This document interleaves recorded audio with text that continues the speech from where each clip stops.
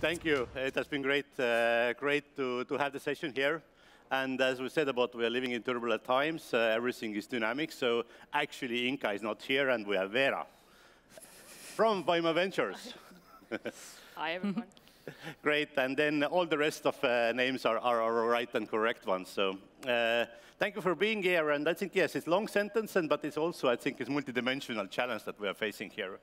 And I think looking for the future, and we would like to build a better future, I think we should look for the past, first of all. And I think to understand how we reach here.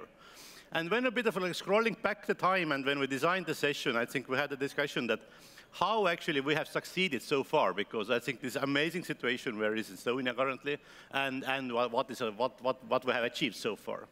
And when rolling back, I think 30 years from now, I think the concept of the capitalism started here. So it's understanding that this building the companies is a good idea and that actually it makes benefit for society as a whole. 15 years ago, I think that the meaning of startup and definition of startup became mainstream in some way after the exiting the Skype. I think there was a like next understanding that it's okay to work for a startup and to become successful ones. And I think now we are really in the phase where I believe this deep tech become mainstream. So it's not to separate like the new chapter somewhere else around the corner or some in the laboratory. I think it's really broadly distributed way of building the long-term successful businesses. And I think when we're looking back as well from that point of view that why Estonia have succeeded, and I think it really has been that I believe that it's thanks to our neighbors. I think we have always role models next to us. Finland and Sweden, I think both of us help us to succeed, I think. And that is, I think, also the great combination of having the today panel, Vera from Finland and Rebecka from Sweden. I think how to build the successful businesses and what is the respectful way of doing the business. I think we have learned a lot and we have always had role models. So I think this is the way I think we combine the session and that I would like to capture the perspectives as well, how we see the future from our neighboring part. And Veljo has been here, has seen here, and has made it successful here, I think, as well, I think, local perspective. So I believe this is the good ground for understanding how the future looks like. So, yeah, and my name is Mart, Maasik, and I am setting up the UniTartu Ventures, which is an investment and asset management company owned 100% by University of Tartu. And the idea is really to help succeed founders who are building up research coming out from universities. Not only the Tartu ones, but I think Estonia is so small that we would like to solve it at least an Estonian level. And my own background before has been a bit of like banking rather than business development innovation. But I would like to make the quick round of self-introduction. So Rebecka, please tell a bit of your background. Yeah, sure. So I'm Rebecka. I work for Inventure. It's a Finnish fund, actually a generalist fund, but we've been investing a lot into deep tech the past 15 years, and all across the Nordics and Baltics. And we're a typical sort of seed investor, and I really like the early stages myself, and have been investing in early stages in many types of companies, some deep tech, for the past sort of 8 years, and have a short operational background as well. But yeah, that's me. Thank you. Veljo. Yes, hello. Yeah, so I'm one of the founding partners at Superangel. We're an early stage, pre-seed, seed stage fund. Yeah, I mean, my background is, so I was an entrepreneur first in 2000 here in Tartu.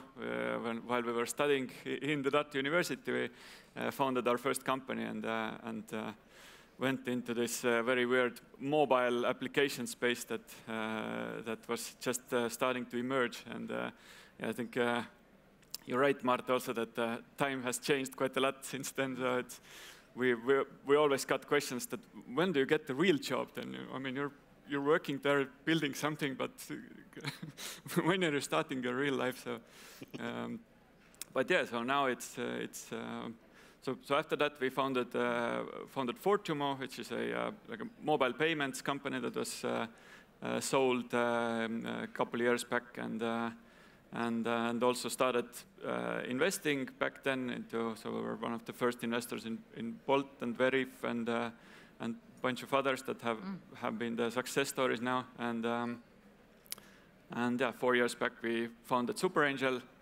Now we have invested our first fund and starting our second one. And so from the first fund, I would say like maybe 25% of the companies can be classified deep tech, hard tech, whatever the definition is. And now with the second fund, we're focusing on it even more. So yeah, so backing the early stage deep tech and other companies. Great, thank you, Veljo. Vera, please. Hi, I'm Vera. I'm from Voima Ventures, which is a Finnish deep technology fund focusing on early stage companies here in the Nordics and Baltics and all Europe. I have been working at Voima Ventures 3 years now as an investment analyst. And prior to joining Voima Ventures, I was organizing startup accelerators. So I was really heavily focused on the startup ecosystem at Finland. But luckily, I have now the opportunity to see the other ecosystems around the Nordics and Baltics.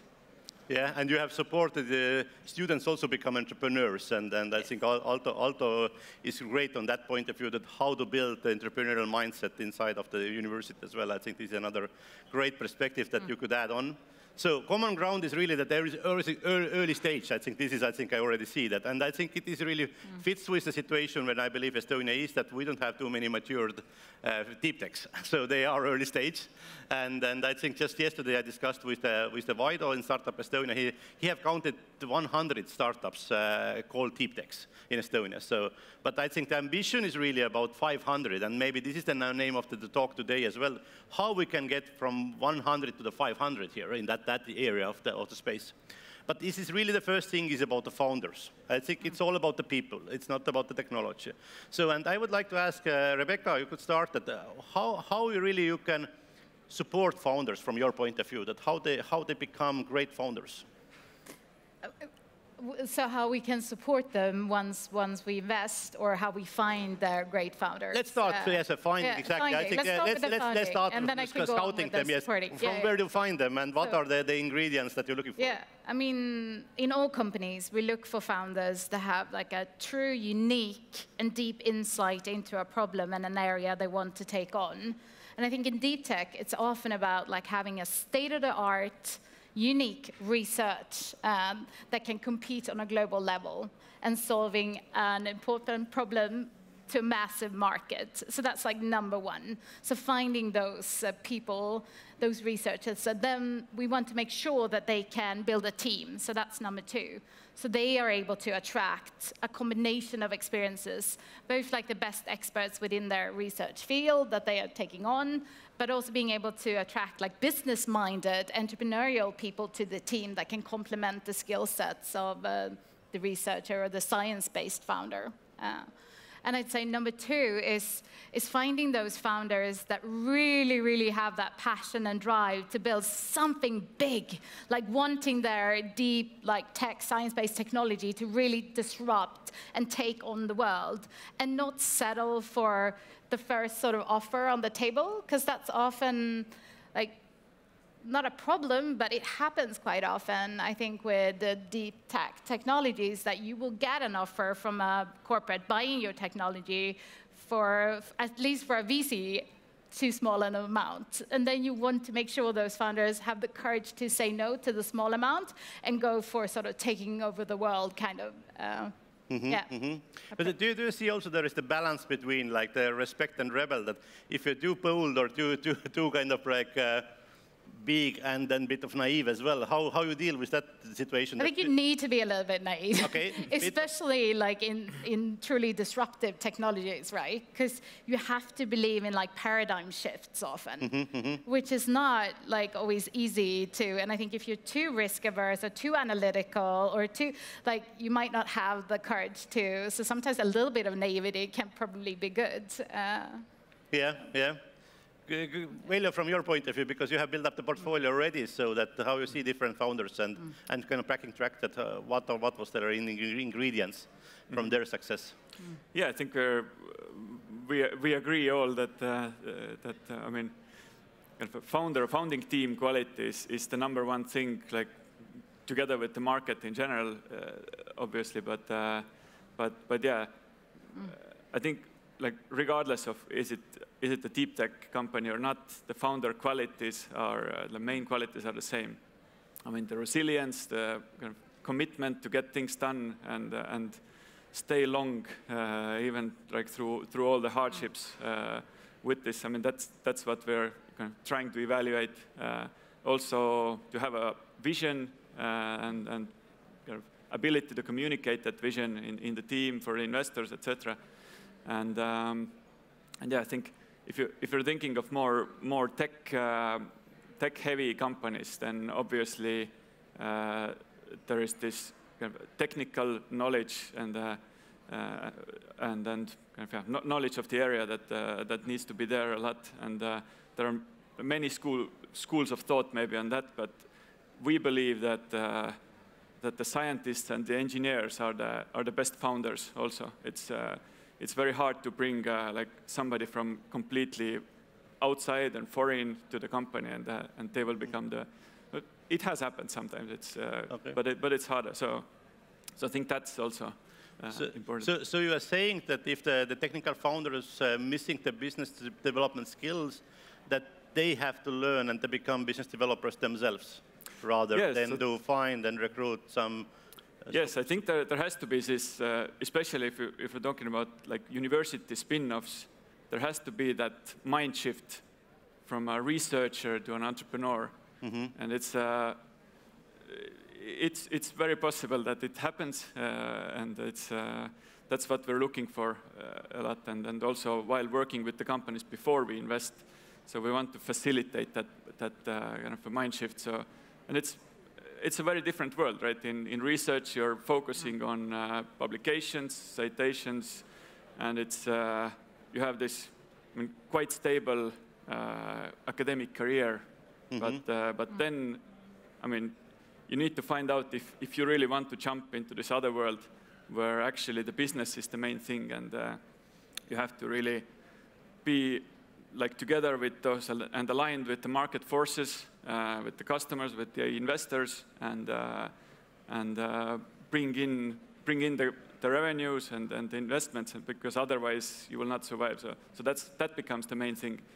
Okay, and how fast this mindset shift has to be, because it's not the skill set, it's a mindset that needs to be shifted. So it takes time, but as investors or what you have seen is the best practice, that how patient you can be.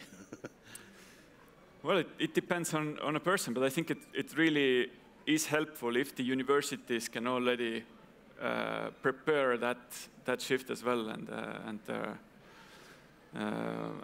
yeah, people who want to study entrepreneurship and like learn those skills can do it, and there's a lot of hands-on, obviously, learning while doing, but again, the whole internet is full of materials, and you just have to come out of the research bubble, maybe, and yeah. And so you're already looking for early signs of the proof points that those founders are actually willing to become business developers and the business leaders already on a really early stage. So earlier you can show it, better it is. So that's, I think, what you say. Yeah, I think we would like to see already the mind shift happening while we invest. So I think. So you are not taking responsibility to take care of this mind shift. So rather you're looking for it before. Yeah, but also we have this Science Base Camp program, and there is a creative destruction lab just launched today here in Tartu. So these are the programs that help this make the shift, I think. Great. Voima Venture is really famous from really the deep tech roots, I think, coming from really research driven. I think this kind of like the shift or the mindset, I think it's really like scientific, I think, background point of view, or how you see in your portfolio companies that, do you see this as a challenge, or nowadays it's not a big deal anymore, that the new targets for your investments are really business tech well balanced? I think we usually look at the founder's mindset and the shift before we invest. So are they really focusing on the entrepreneurship side or the research side?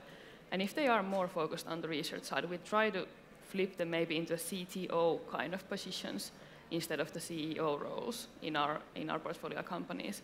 But luckily in Finland, where most of our portfolio companies now are, like 18 from 20 companies, they are really entrepreneurship-minded people. So I don't know if it's a legacy from Nokia times or something, but Finnish people are really eager of commercializing their innovations, and those founders that we have been scouting and finding their innovations really good are usually also really good at the commercialized thinking. So they might not have the track record yet in the business side, but they really have the kind of like the focus and the willingness to commercialize the innovations, and that's what we're looking for. Okay, so, but you're saying also that you don't see that big friction, that it's quite organically the business and the tech perspectives comes together, and then founders are ready for a deal with the both of them. Yeah, I think so. In Finland, it's quite good situation, and then maybe in the later stages where you need much more specialized experts from the business side, then it becomes more hard to find those experts in technological deep tech fields that can do the business development in these companies. So at the early stages, the situation is good, but then also we struggle with our portfolio companies to find those next step business developers and CEOs. Yeah, because this is a massive problem that I meet when I meet deep tech companies, that I think unfortunately, a lot of the researchers and professors do not have enough of a commercial understanding and business mindset or fundraising understanding. There's something lacking. It's maybe they might have the mindset, but not at all sort of the knowledge, at least in Sweden. So I think there's something lacking in the universities when it comes to entrepreneurial education or yeah, but that sort of. Is it about like the leadership? Because I think it's like also what you're saying, that you have the bold and bit of like naive, and you have to be like really persistent, I think, to go further.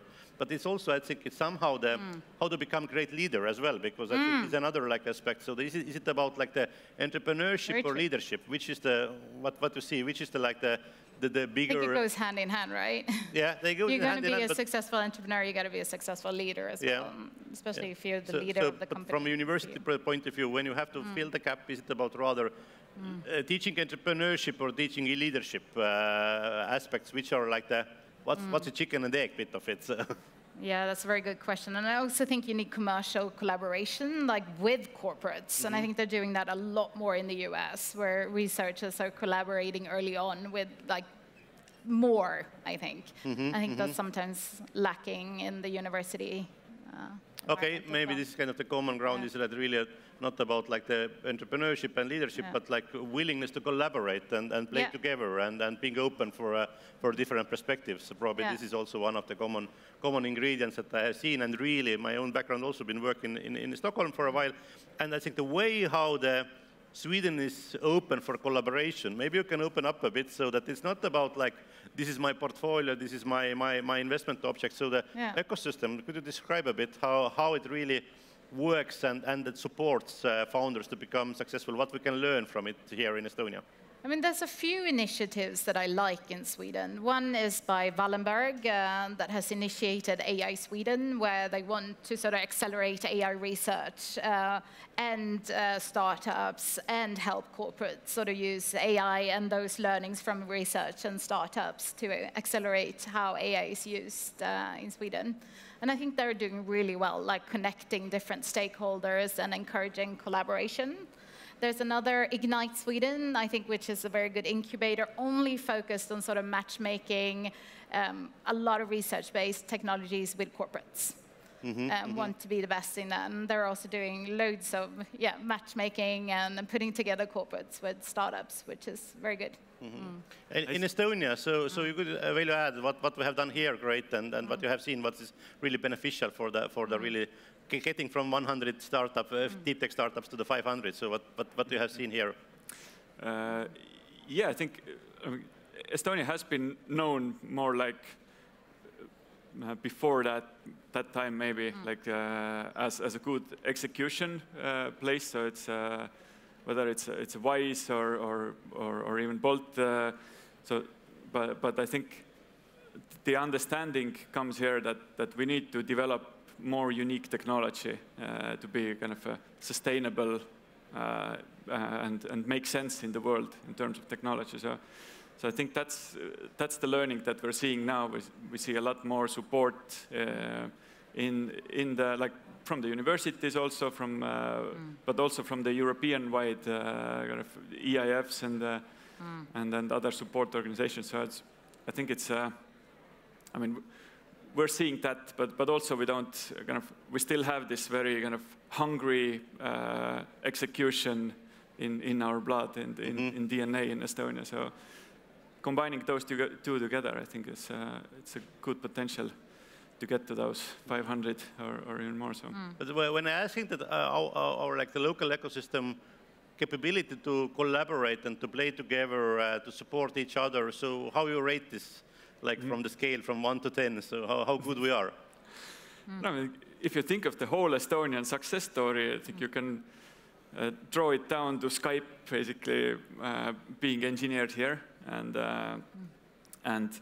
that kind of so when Skype exited and it produced a lot of new investors, but also a lot of new founders, and we're seeing like the next level and the next level, and so kind of I think this giving back culture is very much in Estonia, and kind of everybody who finishes there kind of one go wants to either become an investor or become a serial entrepreneur building other companies. But yeah, like you can even throw like from Skype to like Wise and Bolt and etc. and Starship, and so it's been working quite well, this recycling of talent and resources.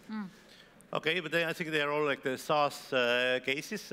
The question is that do we need the deep tech, Skype of deep tech before it really happens in the same way, or can we replicate the existing way of collaborating and helping each other smoothly to the deep tech field, or there is some principal differences or the walls between them two universes? I don't think like essentially it's building businesses, and we are seeing like, for example, Starship, which is really leader in its field in the world, and has the most self-driving kilometers that those like small robots have done all over the world on the sidewalks. So it's and it's a very unique deep tech case, and that has come out of this ecosystem. So I think it's yeah, it doesn't matter that much. So it's universal skills, and they could be really transferred to the deep tech field as well. Or there are some good initiative in Finland, because I think it's another perspective as well. I think we're not talking about separate bubbles in Sweden and Estonia and Finland and other countries. I think we are working and collaborating on the same sphere, and also investment mandate you having also for the Baltic perspective. So I think we are talking about same like bubble here where we're playing, but maybe there is something that the Finnish kind of like you're proud of collaboration initiatives to help this mindset and skill set and the collaboration for leadership. Well, maybe one thing is something that I would highlight from Finland. It's a fairly small country, so there's a little less than 6 million people in Finland. There's a saying that everyone knows everyone, but it also goes everyone is helping everyone. So there is a lot of these CEO activities, and for example, we also bring our portfolio CEOs together to talk about these different kind of issues they might have on different teams. For example, opening your business operations in the US, and then we usually bring one of our portfolio CEOs who has experience on this to discuss it with the other deep tech CEOs who don't have yet the experience and who have a lot of questions about the topic. And this kind of like really organic, helping each other out on very low organized level is a key thing in Finnish ecosystem, how we can help the companies go forward. Okay. I was just going to say on your question if you need like a deep tech unicorn to, I guess, supply talent into Estonia. And I wouldn't say so. And I think one thing that is really good with sort of founders coming out of research and academia is that I think their mindset is always global. they're so used to collaborating with universities all across the globe in their specific field. So they're very good at like attracting the best talent from anywhere. And now we're living in a world where you can work remotely, right? So you can build a company out of Estonia with the best talent in your field from anywhere in the world. And we've seen that done. We have a portfolio company, Hopsworks. They have like 20 nationalities, been able to attract competences from all over the world to work for them. So I think that's key as well, having that mindset. And I think coming out of research, you already have that, right? Is that something you see? Yeah. I think a really good point that I think we are somehow excusing that, okay, well, we need the role models, definitely we need the role models, but I think it's really great to say that we could have some great friends and then telling this role model, no, you have to be not being grown up here, but still they could be role model for us, because I think especially the market is global, kind of like knowledge is global, and then you have to be successful globally. I think this doesn't matter, but it's how we're bringing the global best practice here and how we're starting to believe that we can replicate the same way of doing, and they could be our role models. And I think Estonian founders in general are really good at this. Like, they're always thinking global from day one. And I love that. Yeah, that's the only hope that we're having, so that otherwise it's, we could be not here. I think this is I think definitely the great part of our DNA, I could say. I agree. Super. I think another perspective is really that universities. And I'm like sitting on both chairs in some way, so what we can do from university side more to help deep techs to become successful ones? I don't have the answer to what you should do, but I've seen two examples of things you shouldn't do. So we have one university, I won't name them now, in Sweden, that I think have failed a little bit. They've taken way too much ownership too early. For the deep tech companies that founded in their incubator, which means when they come to us, their cap table is already a little bit destroyed. And since the founders might not be super experienced, not having raised venture capital before, they might not know like how much to give up. So that's something to be mindful of. Another thing is that's another thing I've seen, at least in Sweden, I don't know if it's the same in the rest of the Nordics and Baltics, these universities try to matchmake these research-based founders with business-minded co-founders, and they select these sort of business students, like very young. I mean, some of them can be good. I don't want to generalize too much, but sometimes they lack the experience, and they're just there for, It's a bit of like playing lottery. Yeah, kind of like that. And then it might be better, like you say, to sort of keep the founder as CEO and help them shift the mindset and give them the right tools and learnings to grow into that founder CEO rather than this young 19-year-old business student. It might work, but yeah, so that's what we are. I mean, to grow this business-minded researchers is what we're aiming to do with this science-based camp initiative that we have done together with Nordic and Baltic universities and VC funds that are doing somewhat deep tech investments. So kind of so it's a one-day workshop that we have done twice now. So first was in Tallinn, second was with Aalto in Finland, and but yeah, it doesn't really matter actually where it's physically, because all the participants are online from different universities. So kind of trying to match those university teams with the investors and get them this, like put them together with the market forces, basically. That okay, so investors need to make money, basically. So they are evaluating really the business side, and if the team is able and knows how to proceed and become a successful business. So that kind of trying to give this touch and maybe kick towards the more business-minded approach. And yeah, I think that's like feedback has been at least positive. So maybe we and some other investors also hope that they could already invest into some of those companies, but it's been mostly still too early.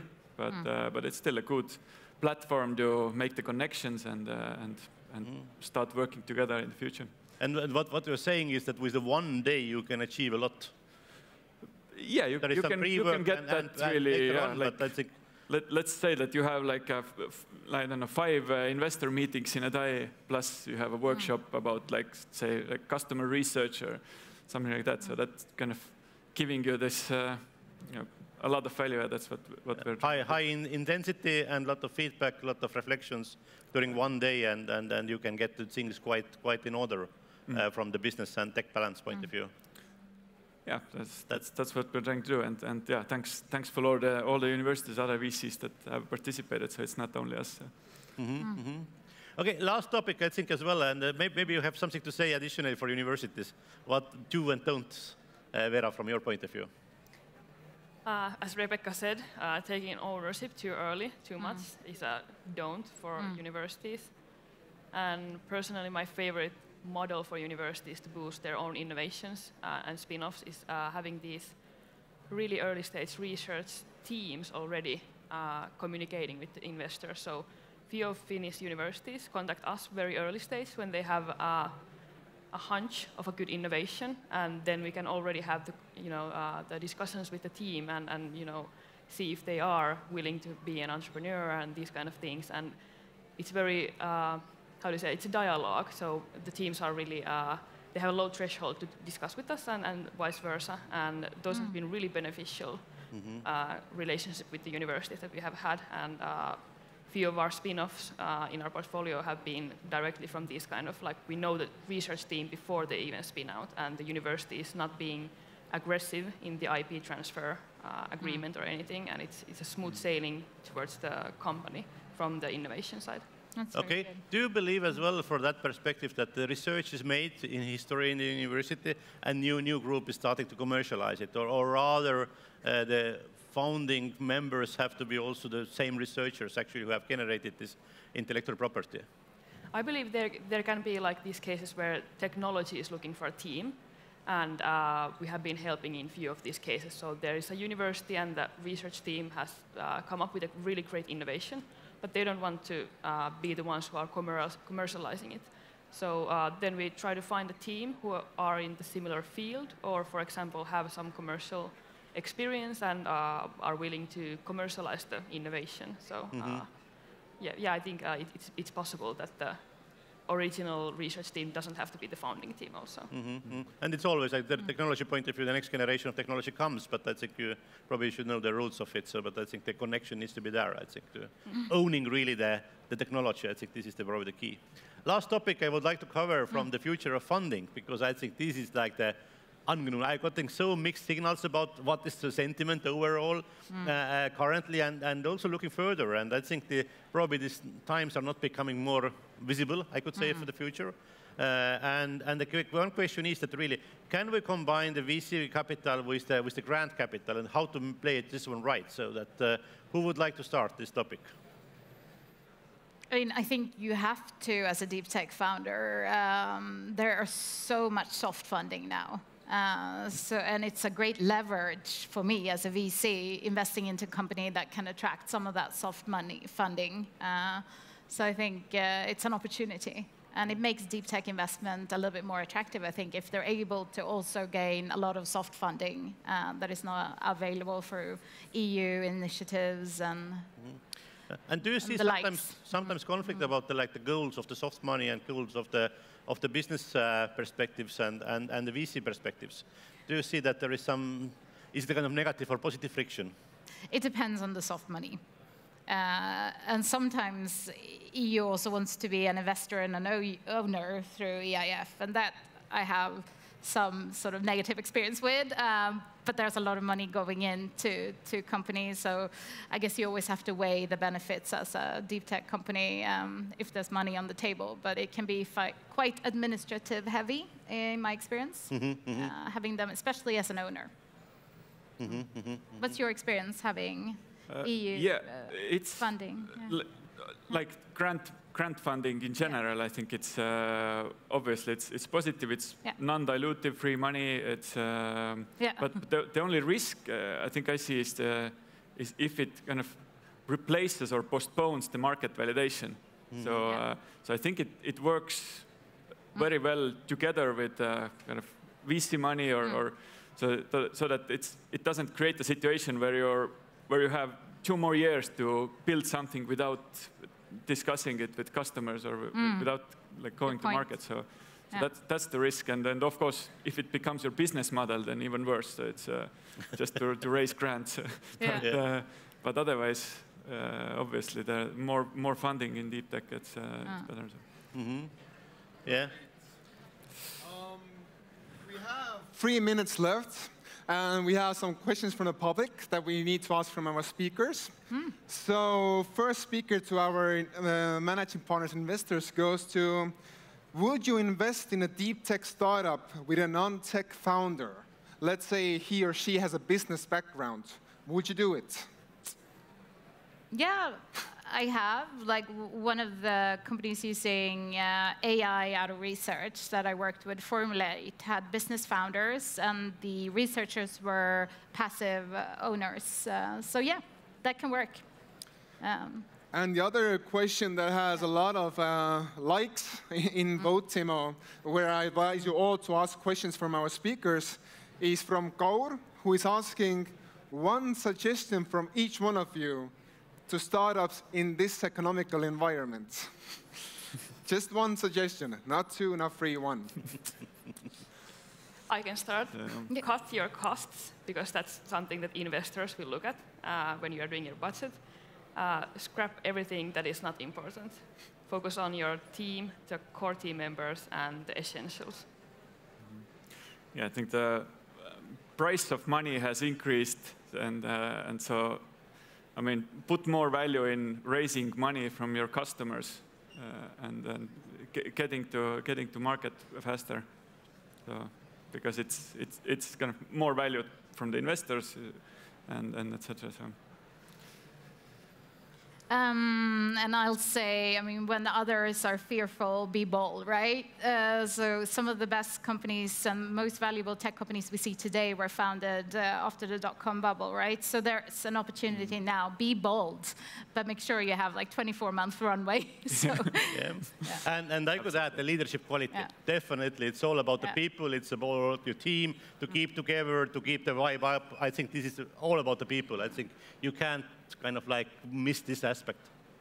Perhaps one more question. What would you just suggest to founders who are perhaps not that deep into deep tech, but want to learn more about it? How could they network? How could they meet the necessary contacts to be a better founder with better knowledge of deep tech?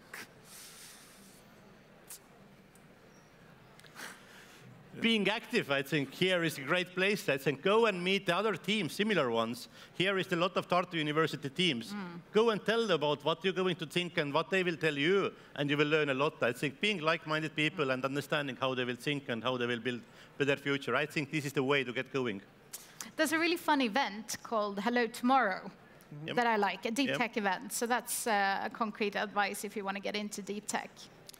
Well, thank you all. Thank you, Veljo, Veera. Thank you, Rebecka. Thank you, Mart. Let's give a big round of applause to everyone.